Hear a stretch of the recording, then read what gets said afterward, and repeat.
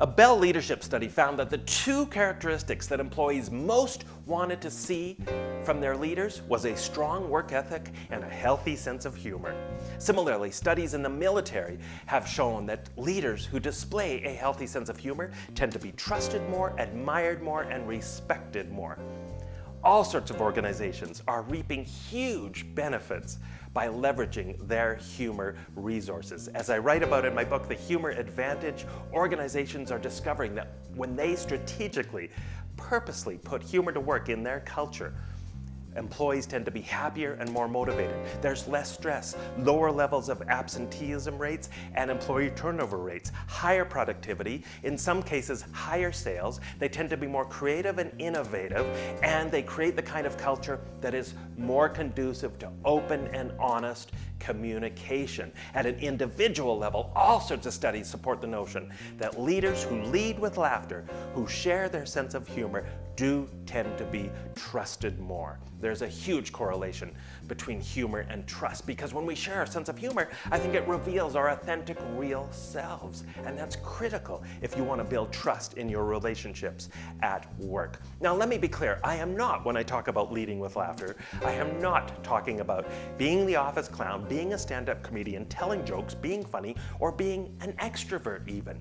It's about just a sense of balance, a sense of perspective, a sense of humanity. It's about laughing at yourself and those things you have no control over. And is it not a truism that the more seriously a person takes themselves, the less seriously the rest of the people tend to take that person? So it's about just lightening up on ourselves. And it's certainly not about being an extrovert. You know, I travel all over the world researching, writing, and speaking about inspiring leadership and inspiring workplaces. And I've interviewed leaders in organizations that do embrace humor as a core value in their culture. And very often these leaders are introverts. In some cases, they're even shy, yet they have still recognized the need, the importance of building a culture that values fun and humor and passion. So here are a few simple things any leader can do to put humor to work effectively on their leadership team. Number one, start by just laughing at yourself more. When you laugh at yourself, you take away anybody's ability, I think, to laugh at you because you beat them to the punchline. Now, not in a put-down kind of way, but laughing at your own mistakes, laughing at your own bloopers and admitting them is one of the fastest ways of building trust and building relationships on any team and in any workplace. Number two, share early stories of your failures, of your bloopers. This is a great thing, I think, for any leader to do. It shows that you're human. It shows that you have progressed in your career and you've learned from your earlier mistakes and that you're willing to talk about them and admit them. This will do wonders for employee morale and help you connect with your team.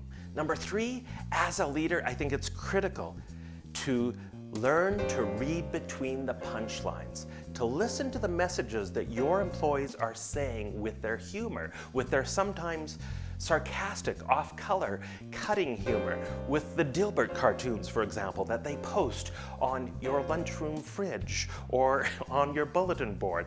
They're sending a message with that humor. No, it may not be the most positive form of humor that we want to see in a workplace, but some employees will only feel comfortable sending a message through that kind of humor. And I think smart leaders, astute leaders, listen to the underlying messages that are being said when employees do use that sarcastic, cutting kind of humor, because there's a powerful message that we need to listen. Number four, participate in team building activities. Participate in those volunteer events, those fun, goofy events that you sometimes do at conferences or in your meetings or at off-site retreats.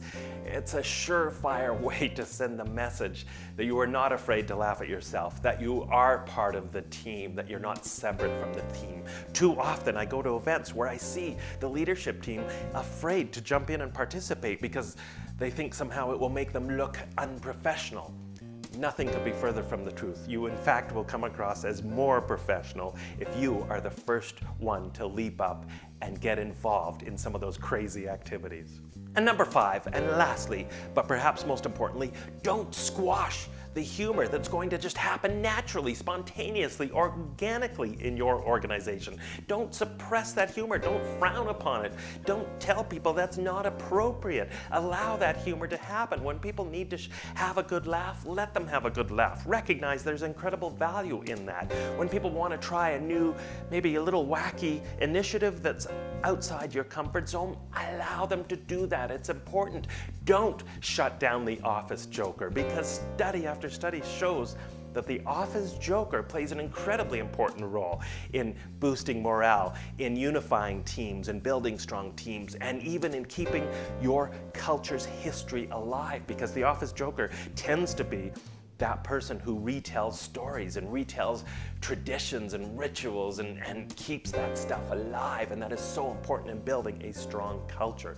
So don't suppress the natural humor that's going to happen anyways.